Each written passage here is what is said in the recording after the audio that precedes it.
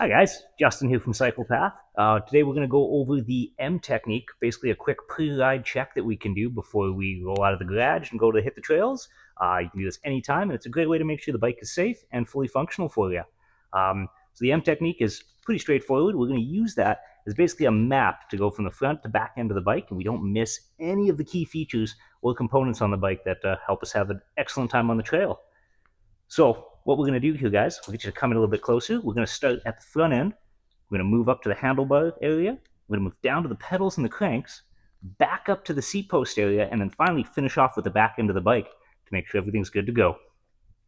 All right, guys, so we're going to start with the front end of the bike first in our M technique. The first thing we want to do is we want to make sure the tires have got some good pressure in them, give them a little squeeze.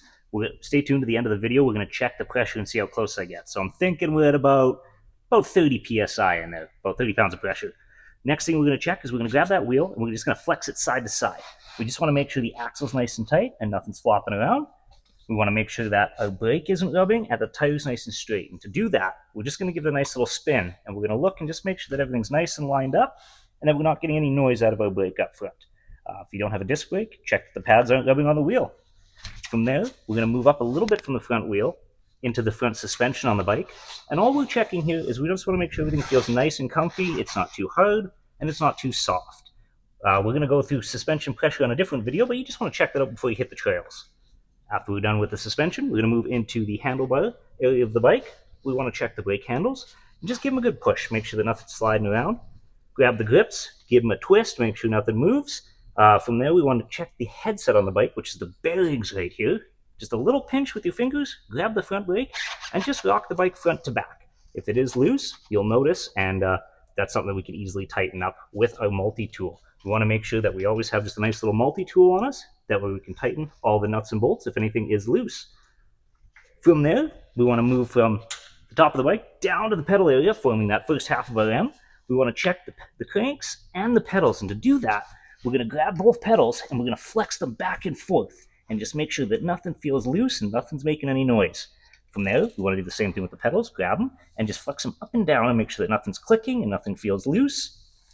We'll move into the back suspension on the bike if you do have that on your bike. And just like the front, we're just going to give it a little squish. Make sure nothing's too stiff and nothing's too soft. Next, up to the seat post there. If you do have a dropper seat post, you want to hit your lever and just make sure that that's not going to go down on its own.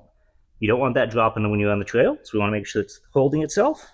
And then we're going to check alignment on the seat and just grab your seat and flex it back and forth. You want to make sure it's not clicking, not squeaking, and it's nice and safe. From there, we're going to move to the back end of the bike, and similar to the front, we're going to pick up that back wheel, give it a spin, make sure the brake isn't rubbing, make sure everything's nice and aligned. We're also going to grab that, give that a squeeze, hoping we're at about that 30 pounds of pressure as well, and a little flex back and forth to make sure nothing's knocking, and that way we know our axle is nice and tight.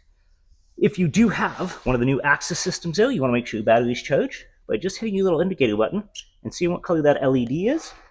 You want to make sure by using your shifter that you get some good actuation out of the back derailleur so it's ready to hit the trails. From there, you're ready to ride. Awesome. Well, thanks for joining me so much today, guys, as we did that pre-ride M technique check where we just kind of went over the entire bike there to make sure it's safe and fully functional and ready to ride. Make sure you check us out online, like and follow us, and let us know if there's any videos that you want to see. We're happy to make some fun, exciting content for you. All of the tools and goodies I used today in the video to describe how we go over the bike can be found on our website. And yeah, have a great time out there. Thanks so much, and we'll see you on the trails.